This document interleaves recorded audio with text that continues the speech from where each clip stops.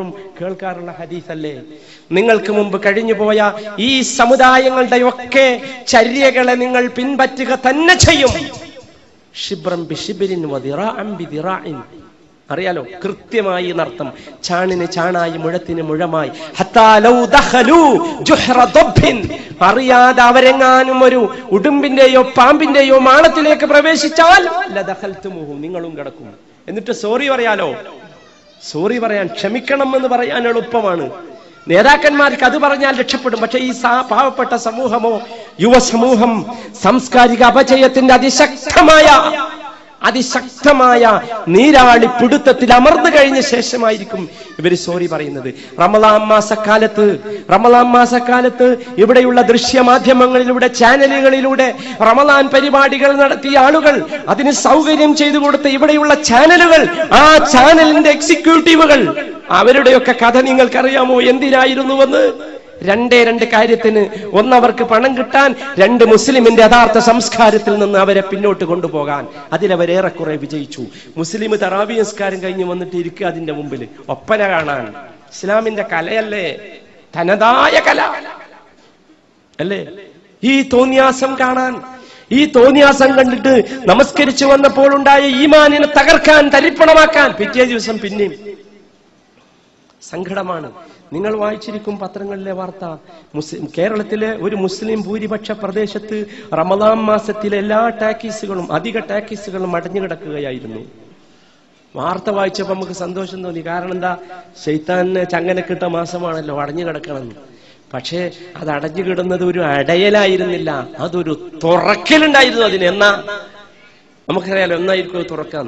തിരക്കിയിട്ട് മാപ്പിളച്ചെറുക്കന്മാര് തിരക്കിയിട്ട് അവസാനം ടിക്കറ്റ് കിട്ടാതെ നിരാശരായി തിരിച്ചു വരുന്ന ചിത്രമാണ് ചാനലുകളിലൂടെ ആളുകളെ ചാനൽക്കാർ കാണിച്ചത്.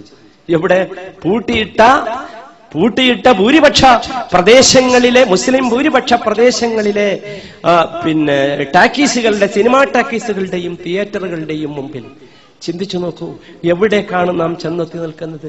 സഹോദരന്മാരെ, നമ്മളാരും കരുതരുത് ഈ മാതിരി പൊന്തി വരുന്ന ഏതെങ്കിലും സാധനങ്ങൾ ഇസ്ലാമിനോടോ മുസ്ലിങ്ങളോടോ ഉള്ള സ്നേഹം കൊണ്ടാണ് എന്ന്. മറിച്ച് അവർ നമ്മെ അതിശക്തമായ രൂപത്തിൽ നമ്മോട് യുദ്ധം ചെയ്യുകയാണ്. കേവലം ആയുധങ്ങളെ കൊണ്ടുള്ള യുദ്ധമാണ് യുദ്ധമെന്ന് നിങ്ങൾ കരുതരുത്. ഏറ്റവും വലിയ യുദ്ധം മസ്തിഷ്ക പ്രക്ഷാളനമാണ്, തലച്ചോറ് കൊണ്ടുള്ള യുദ്ധമാണ്. ഏറ്റവും വലിയ യുദ്ധം ഈ രൂപത്തിലുള്ള മാധ്യമങ്ങളിലൂടെയുള്ള യുദ്ധമാണ്. നമ്മുടെ സംസ്കാരത്തിനെതിരെയുള്ള യുദ്ധമാണ്. അത് നമുക്ക് മനസ്സിലാക്കാനാവണം എന്നാണ് എനിക്ക് സൂചിപ്പിക്കാനുള്ളത്. നിങ്ങൾ ചിന്തിച്ചു നോക്കൂ, നമ്മുടെ നാട്ടിൽ പ്രത്യേകിച്ച് മലബാറിന്റെ സിരാ കേന്ദ്രത്തിൽ കഴിഞ്ഞ ഒരു ദിവസം ഒരു വലിയ മുസ്ലിം സമ്മേളനം നടന്നു. ആ മുസ്ലിം സമ്മേളനത്തിൽ പ്രസംഗിച്ച, ആ മുസ്ലിം സമ്മേളനം സംഘടിപ്പിച്ചത് മുസ്ലിം, ഹിന്ദു, ക്രിസ്ത്യാനി ഇങ്ങനെയൊക്കെ പറഞ്ഞ് മനുഷ്യന്മാരെ വേർതിരിക്കുന്നത് ശരിയല്ല, മനുഷ്യന്മാരെ മനുഷ്യന്മാരായി കാണണം എന്ന് പറഞ്ഞ ഒരു പ്രസ്ഥാനത്തിന്റെ ആളുകൾ. ഒരു ഭയങ്കര സമ്മേളനം, ഭയങ്കര സ്നേഹം, ഒരൊറ്റ ദിവസത്തെ സമ്മേളനം. ആ സമ്മേളനത്തിൽ പ്രസംഗിച്ച ആളുകളൊക്കെ മുസ്ലിം എന്ന് പറഞ്ഞ പദം പറഞ്ഞത് എങ്ങനെയായിരുന്നു അറിയോ? മുസ്ലിമീങ്ങൾ എന്നായിരുന്നു. ഞങ്ങളെ മലപ്പുറം ജില്ലയിലെ സാധാരണ മനുഷ്യന്മാർ, മുസ്ലിങ്ങൾ എന്നും കൂടിയും പറയാതെ മുസ്ലിമീങ്ങൾ എന്ന് പറഞ്ഞായിരുന്നു പ്രസംഗിച്ചത്. എന്നിട്ട് ഏറെ രസാവഹമായ ഒരു കാര്യം, ഞാൻ സാംസ്കാരിക വ്യതിചലനത്തിന്റെ യഥാർത്ഥ നാരിഴ വലിച്ചു കീറി കാണിച്ചു തരാം. ആ സമ്മേളനത്തിൽ കേരളത്തിലെ മുസ്ലിമീങ്ങൾക്ക് ബാധിച്ച ഏറ്റവും വലിയ പ്രശ്നമായി പറഞ്ഞ ഒന്നെന്തായിരുന്നുവെന്നോ? കേരളത്തിലുള്ള ദേശസാൽകൃത ബാങ്കുകളിൽ നിന്ന് മുസ്ലിമീങ്ങൾക്ക് വായ്പ കിട്ടുന്നില്ല, അത് വാങ്ങിക്കൊടുക്കാൻ ഞങ്ങൾ പരിശ്രമിക്കും എന്നാണ്. മുസ്ലിമീങ്ങൾ അത് കേട്ടിട്ട് കൈയടിച്ചു. മുസ്ലിമിന് തിരിഞ്ഞോ? ദേശസാൽകൃത ബാങ്കുകളിലെ വായ്പാ സമം എന്താ? നിങ്ങൾ ചിന്തിയൊക്കെ, നിങ്ങൾക്ക് പറ്റുമെങ്കിൽ മുസ്ലിം കർഷകർ തിങ്ങിപ്പാർക്കുന്ന മലപ്പുറം ജില്ലയിലെ ചില മലമ്പ്രദേശങ്ങളിലേക്ക് ചെന്നു നോക്കൂ. അവിടെ നിങ്ങൾക്ക് കാണാം ദേശസാൽകൃത ബാങ്കുകളിൽ നിന്നും സഹകരണ ബാങ്കുകളിൽ നിന്നും കൃഷിക്ക് വേണ്ടിയും വീടുണ്ടാക്കാൻ വേണ്ടിയും ലോണ് വാങ്ങിയിട്ട് പലിശക്ക് മേൽ പലിശ കുന്നുകൂടി അവസാനം കിടപ്പാടം ജപ്തി ചെയ്ത് കിടപ്പാടം ജപ്തി ചെയ്ത് റോഡരികിൽ കിടക്കുന്ന കുടുംബങ്ങളെ എനിക്കറിയാം. ഞാൻ അഡ്രസ് തരാം, വേണമെങ്കിൽ ചെന്ന് നോക്ക്. കിടപ്പാടം ജപ്തി ചെയ്തിട്ട് റോഡ് സൈഡിൽ കെട്ടിക്കിടക്കുന്ന കുടുംബങ്ങളെ. ഈ സാധനം മുസ്ലിമിന് കിട്ടുന്നില്ല, അത് കിട്ടിക്കണം. അതിന് സമ്മേളനം. എനിക്ക് ആ സമ്മേളനം സംഘടിപ്പിച്ച പ്രസ്ഥാനത്തോടോ അല്ലെങ്കിൽ അതിന്റെ രാഷ്ട്രീയ ലൈനിനോടോ ഉള്ള ഏതെങ്കിലും രൂപത്തിലുള്ള എതിർപ്പാണ് ഇത് പറയാൻ പ്രേരിപ്പിക്കുന്നത് എന്ന് നിങ്ങൾ ഒരിക്കലും കരുതരുതേ. അങ്ങനെ ധരിക്കരുത്. അങ്ങനെ ഒരു തെറ്റിദ്ധാരണ നിങ്ങളുടെ മനസ്സിലുണ്ടാകരുത്. ഞാൻ പറയുന്നത് മുസ്ലിമിനെ പലിശയിലേക്ക് വലിച്ചു കൊണ്ടുപോവുകയാണ് ഇവിടെയുള്ള ദേശസാൽകൃത ബാങ്കുകൾ. അല്ലെന്ന് പറയാൻ നമുക്ക് സാധിക്കും. എന്തുമാത്രം ഇപ്പൊ ഗൾഫിലൊക്കെ മാതിരിയാ നമ്മളെ നാട്ടിലും ലോണിന് വേണ്ടിയുള്ള പരസ്യം വരാൻ തുടങ്ങിയത്. മുമ്പ് ലോണ് കിട്ടാൻ എത്ര സ്ഥലത്ത് കയറി ഇറങ്ങേണ്ടിനി. ഇപ്പൊ ഒന്നും വേണ്ട, ഇപ്പം വളരെ എളുപ്പമാണ്. നിങ്ങൾ ചെന്ന് 1, 2, 3 ഫോമിൽ ഒപ്പിട്ട് നിങ്ങളുടെ ആധാരം കൊണ്ടുപോയി കൊടുത്ത് നിങ്ങൾക്ക് ലോൺ റെഡിയാ. നമ്മൾ വിചാരിക്കും സത്യം തന്നെയാണ്. കേരളത്തിൽ നിന്ന് വളരെ അറിയപ്പെടുന്ന ഒരു ബാങ്ക് പൂട്ടിപ്പോയി. നിങ്ങളത് വായിച്ചിട്ടുണ്ടാവും വാർത്ത. സ്റ്റാൻഡേർഡ് ചാർട്ടേഡ് ബാങ്ക് എന്ന് പറഞ്ഞൊരു ബാങ്ക് നമ്മുടെ നാട്ടിലുണ്ടായിരുന്നു, ഒരു ഇന്റർനാഷണൽ ബാങ്ക്. അവർ പൂട്ടിപ്പോകുമ്പോ അവരുടെ MD നടത്തിയ ഒരു പ്രസ്താവന, എന്തിനാണ് നിങ്ങൾ പൂട്ടിപ്പോകുന്നത് എന്ന് പത്രക്കാർ അവരോട് ചോദിച്ചപ്പോ അവര് പറഞ്ഞത് കേരളത്തിൽ ഇത് മഹാനഷ്ടമാണ് എന്നാണ്. ബാങ്ക് ബിസിനസ് ഭയങ്കര നഷ്ടമാണ്. എന്തേ നഷ്ടം എന്ന് ചോദിച്ചാൽ, മറ്റെവിടെയെങ്കിലും പോയി ഈ ബാങ്ക് ബിസിനസ് നടത്തിയാൽ ഇരട്ടിയാണ് ലാഭം. കേരളത്തിൽ 20-30% ലാഭം കിട്ടും. പലിശയുടെ തോത് നമ്മുടെ നാട്ടിൽ തുലവും കുറവാണ് എന്ന് മാത്രം. പക്ഷെ സഹോദരങ്ങളും മനസ്സിലാക്കണം, ഈ ലോണുകളും ഈ തരത്തിലുള്ള പ്രമോഷനുകളും നമ്മളെ കൊണ്ടുപോകുന്നത് ഹറാമായ പലിശ എന്ന നമ്മുടെ സാമ്പത്തിക രംഗത്തുള്ള സംസ്കാരത്തെ മുസ്ലിമിനെ കൊണ്ട് കൃത്യമായി ചെയ്യിക്കുകയാണ്. നമ്മുടെ നാട്ടില് ബിസിനസ് ചെയ്യുന്ന മുസ്ലിം ബിസിനസ്സുകാരെടുത്തു നോക്കേണ്ടി ആ രംഗത്തുള്ള അവരുടെ സംസ്കാരത്തെ നമുക്ക് ശരിക്കും കാണാൻ സാധിക്കും. ഈ ഒരൊറ്റ ബിസിനസ്സുകാരനും ബാങ്കിൽ നിന്ന് ലോൺ എടുക്കാത്ത, ഏറ്റവും ചുരുങ്ങിയത് ഓവർ ഡ്രാഫ്റ്റെങ്കിലും ഇല്ലാത്ത ഒരൊറ്റ ബിസിനസ്സുകാരനും മാപ്പിളമാരുടെ കൂട്ടത്തിലില്ലാത്ത. അത് എന്താ രസം എന്ന് ചോദിച്ചാല്, ഒരുപാട് പണം പൂത്ത് കെട്ടിക്കിടക്കുന്ന കച്ചവടക്കാരൻ പോലും എന്താ പേര് പറയാ, അത് ഇൻകം ടാക്സുകാരെ പേടിച്ചിട്ട് എന്നാ. അള്ളാനെ ആർക്കും പേടിയില്ല. ഇൻകം ടാക്സുകാരെ പേടിച്ചിട്ട് എന്ത് ചെയ്യാണ്, ലോൺ എടുക്കാൻ നിർബന്ധിതനാവുകയാണ്. എന്റെ അടുത്ത് പണമുണ്ട്, പക്ഷെ ഞാൻ പൈസ കൊടുത്ത് വണ്ടി വാങ്ങുന്നില്ല. എന്താ വാങ്ങാത്ത? പൈസ കൊടുത്ത് വണ്ടി വാങ്ങിയാല് ഇൻകം ടാക്സുകാർ പിറ്റേ ദിവസം വന്ന് ചോദിക്കും, സോഴ്സ് ചോദിക്കും. എവിടുന്നാണ്? സോഴ്സ് കാണിക്കാൻ കഴിയാത്തവനാണ് മുസ്ലിം. എന്നിട്ട് അതിനു വേണ്ടി എന്ത് ചെയ്യാ, ബാങ്കിൽ നിന്ന് വണ്ടി ലോൺ എടുക്കുകയാണ്. നിങ്ങൾ ആലോചിച്ച് നോക്കൂ, ഇൻകം ടാക്സുകാരനോടുള്ള പേടി പോലും ആരോടില്ല? പടച്ചോനോടില്ല. അള്ളാന്റെ പ്രയോഗ. ജനങ്ങളിൽ നിന്ന് നിങ്ങൾ മറച്ചു വെക്കുന്നു, അള്ളാഹുവിൽ നിന്നോ? ആലോചിച്ചു നോക്കൂ. ഈ രൂപത്തിൽ എല്ലാ രംഗത്തും, ഒരു കലാരംഗത്തോ അല്ലെങ്കിൽ മാധ്യമ രംഗത്തോ മാത്രമല്ല, സാമ്പത്തിക രംഗത്ത് ഇസ്ലാമിന്റെ സംസ്കാരം വളരെ മോശമായിരിക്കുന്നു. ബിസിനസ് രംഗത്ത്, വിനിമയ രംഗത്ത് അതിമോശമാണ്. പ്രത്യേകിച്ച് ഈ എല്ലാവരും കുറ്റം പറയുന്നത് നമ്മുടെ നാട്ടിൽ സംഭവിച്ച സാമ്പത്തിക അരാജകത്വത്തിന്റെ കുറ്റം എല്ലാവരും പറയുന്നത് സാമ്രാജ്യത്വമാണ് ഉണ്ടാക്കിയത് എന്നാണ്. എല്ലാരും പറയുന്ന കുറ്റം എന്നാലും ഗൾഫിലൊക്കെ വന്ന് എല്ലാവരും സാമ്രാജ്യത്വത്തിന്റെ കമ്പനി തന്നെയാണ് ജോലി ചെയ്യുന്നതും അതിന്റെ ഏജൻസിയും ഒക്കെയാണ്. അതിനൊന്നും ആർക്കും ഒരു കുഴപ്പമില്ല. ഏത് ഗൾഫ് നാടുകളിലും നിങ്ങൾ ആലോചിച്ച് നോക്കൂ.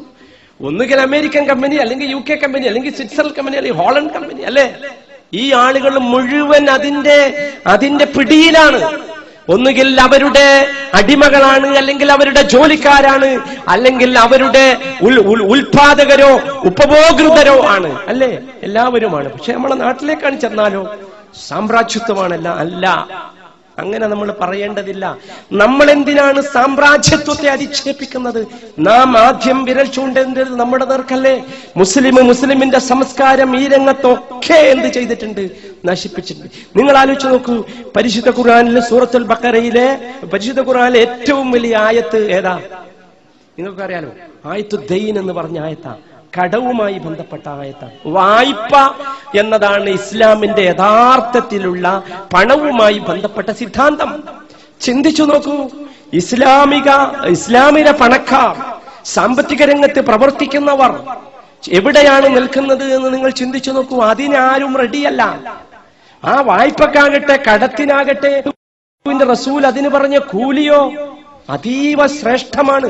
നിങ്ങൾ ധർമ്മം ചെയ്യുന്നതിനേക്കാൾ ശ്രേഷ്ഠമാണ് ഒരാൾക്ക് വായ്പ കൊടുക്കുന്നത്. പക്ഷെ ആരും റെഡിയല്ല. എന്തിനാ നമ്മൾ സാമ്രാജ്യത്വത്തിനെതിരെ വിരൽ ചൂണ്ടുന്നത്? അല്ലെ? പലിശക്കെതിരെയും പലിശ മൂലമുണ്ടായ അനാവശ്യ പ്രശ്നങ്ങൾക്കെതിരെയും ഒക്കെ സമരം ചെയ്യുന്ന മുസ്ലിം സംഘടനയിലെ ചെറുപ്പക്കാരുണ്ട്. അവരും സാമ്രാജ്യത്വമാണ് ഇവിടെ പലിശ സംസ്കാരം കൊണ്ടുവന്നത്. അല്ല, മുസ്ലിമിന്റെ സംസ്കാരത്തിൽ നിന്നകന്നു. മുസ്ലിമിന്റെ സംസ്കാരമായിരുന്നു വായ്പാ സംസ്കാരം. അതിൽ നിന്നകന്നു. അതുകൊണ്ട് എന്ത് സംഭവിച്ചു? പലിശയുടെ അടിമകളായി, പലിശയുടെ പിടുത്തത്തിൽ നമ്മൾ പെട്ടു. വളരെ മെല്ലെ പറയേണ്ട ഒരു കാര്യമുണ്ട്, സ്വകാര്യം. പറ്റുമെങ്കിൽ ഈ മൈക്ക് ഓഫാക്കി പറയേണ്ട ഒരു കാര്യമാണ്. നിങ്ങൾ അടുത്തയിടെ വായിച്ചിട്ടുണ്ടാകും, മലപ്പുറം ജില്ലയിൽ ഒരു കച്ചവടക്കാരൻ ആത്മഹത്യ ചെയ്തത്. വായിച്ചിട്ടുണ്ടാവും നിങ്ങൾ പത്രത്തിൽ, അല്ലേ? എൻ്റെ ഏറ്റവും അടുത്തൊരു സ്നേഹിതനായിരുന്നു അദ്ദേഹം. എനിക്ക് ഏറ്റവും ഇഷ്ടപ്പെട്ട ആളായിരുന്നു. അദ്ദേഹം മരിച്ചു എന്ന വാർത്ത, അദ്ദേഹം മരണപ്പെട്ടു എന്ന വാർത്ത അദ്ദേഹത്തിന്റെ ഏറ്റവും അടുത്ത ഒരു സുഹൃത്ത് മരിച്ച 10ാമത്തെ മിനിറ്റിൽ എന്നെ വിളിച്ചു പറഞ്ഞു. ഞാൻ ഞെട്ടിപ്പോയി. വല്ലാത്തൊരു മനുഷ്യനായിരുന്നു അദ്ദേഹം, വല്ലാത്തൊരു മനുഷ്യൻ. ആശയത്തിലും ആദർശത്തിലും ഞാനുമായി അഭിപ്രായ വ്യത്യാസം ഉണ്ടായിരുന്നെങ്കിലും എനിക്ക് അദ്ദേഹത്തോട് അങ്ങേയറ്റത്തെ ആദരവായിരുന്നു. കാരണം എന്താ അറിയോ? നൂറുകണക്കിന് ഇസ്ലാം വിശ്വസിച്ച പുതിയ മുസ്ലിങ്ങൾക്ക് കമ്പനിയിൽ ജോലി എടുക്കുന്ന ഒരു വലിയ മനുഷ്യനായിരുന്നു, വലിയ മനസ്സുള്ള മനുഷ്യൻ. അദ്ദേഹം ആത്മഹത്യ ചെയ്തു എന്ന് പറഞ്ഞാൽ എനിക്ക് വിശ്വസിക്കാനേ സാധിച്ചില്ല. പക്ഷേ ആത്മഹത്യ ചെയ്ത ശേഷമാണ് അദ്ദേഹത്തിന്റെ കൂടെ ബിസിനസ് നടത്തിയ അബുദാബിയിലുള്ള ഒരു സുഹൃത്ത് വിളിച്ചു പറയുന്നത് അദ്ദേഹത്തിന്റെ ബിസിനസിന്റെ രഹസ്യങ്ങൾ. അപ്പോഴാണ് ഞാൻ അത്ഭുതപ്പെട്ടു പോയത്. ഒരു ഇസ്ലാമിക പ്രസ്ഥാനം എന്ന് പറഞ്ഞ് പ്രചരിപ്പിക്കുന്ന ഒരു സംഘടനയുടെ വലിയ ആളായിരുന്നു അദ്ദേഹം, റുക്കിനായിരുന്നു അദ്ദേഹം. എന്താ സംഭവിച്ചത് നിങ്ങൾക്ക് ആർക്കെങ്കിലും അറിയോ? എന്താ സംഭവിച്ചതെന്ന്? ഒരു ഇസ്ലാമിക പ്രസ്ഥാനം പലിശ ആസ്പദമാക്കി, ഇൻട്രസ്റ്റ് എന്ന് പറയാതെ പ്രോഫിറ്റ് എന്ന പേരിൽ ആസ്പദമാക്കി ഒരു ബാങ്ക് ബിസിനസ് തുടങ്ങി. സ്വാഭാവികമായി ആ ബാങ്കിൽ നിന്ന് ഈ കച്ചവടക്കാരൻ കച്ചവടം ചെയ്യാൻ വേണ്ടി ലോൺ എടുത്തു. വ്യാപകമായ രൂപത്തിലുള്ള ബിസിനസ് ശൃംഖലയായിരുന്നു അദ്ദേഹത്തിനുണ്ടായിരുന്നു. എല്ലായിടത്തും കച്ചവടമായി. ഈ പ്രസ്ഥാനം തുടങ്ങിയ, ഇസ്ലാമിക് എന്ന് പരിചയപ്പെടുത്തി തുടങ്ങിയ ബാങ്ക് വായ്പ കൊടുക്കാൻ വേണ്ടി ഒരു സർക്കുലർ പുറത്തിറക്കി. ആ സർക്കുലറിൽ ആവശ്യപ്പെട്ടത്, പ്രധാനപ്പെട്ട പ്രസ്ഥാനവുമായി ബന്ധപ്പെട്ട കച്ചവടക്കാരോട് ആവശ്യപ്പെട്ടത്, നിങ്ങൾ എത്ര ശതമാനം ലാഭം തരുമെന്ന് എഴുതി അറിയിക്കണമെന്നാണ്. ലാഭം എഴുതി അറിയിച്ച 2 കച്ചവടക്കാരെ, ഇദ്ദേഹമല്ലാത്ത 2 കച്ചവടക്കാരെ എനിക്കറിയാം. അവർക്ക് ഈ പ്രസ്ഥാനത്തിന്റെ ബാങ്ക് വായ്പ കൊടുത്തില്ല. ഇദ്ദേഹം മരണപ്പെട്ട ശേഷം ഈ ആളുകൾ എന്നോട് പറഞ്ഞു, ഞങ്ങൾക്ക് അവർ ലോൺ തരാതിരുന്നത് ഇവരും പ്രസ്ഥാനവുമായി ബന്ധപ്പെട്ടവരാണ്, ഞങ്ങൾ കൊടുത്തതിനേക്കാൾ ഇരട്ടിയാണ് അദ്ദേഹം എഴുതി കൊടുത്ത ലാഭം എന്നായിരുന്നു. നിങ്ങൾ ആലോചിച്ച് നോക്കൂ, ഗൾഫിൽ നിന്നൊക്കെ ചെല്ലണ ഒരുപാട് ആളുകൾ അദ്ദേഹത്തിന്റെ അടുത്ത് പണം കൊണ്ടു കൊടുത്തു. എന്താ സുഖമായി മാസാന്തം 1 ലക്ഷം റുപ്യ കൊണ്ടേ കൊടുത്താൽ മാസാന്തം 1500 റുപ്യ വീട്ടിലെത്തി. സമാധാനമായിരുന്നു ആളുകൾക്ക്. പക്ഷെ ഈ മനുഷ്യൻ തീ തിന്നുകയായിരുന്നു. സാമ്പത്തികമായി ഇസ്ലാം കൊണ്ടുവന്ന ഒരു രീതിയെയും സ്വഭാവത്തെയും സംസ്കാരത്തെയും അട്ടിമറിച്ചതിന്റെ ഫലമായി നിങ്ങൾ വായിച്ചിട്ടുണ്ടാവും പത്രത്തിൽ, അദ്ദേഹം അവസാനമായി എഴുതി വെച്ച 2 ആത്മഹത്യാ കുറിപ്പുകൾ ആർക്കായിരുന്നു? കേരളത്തിൽ അറിയപ്പെടുന്ന ഇസ്ലാമിക പ്രസ്ഥാനത്തിന്റെ പുതിയ അമീറിനും പഴയ അമീറിനുമായിരുന്നു.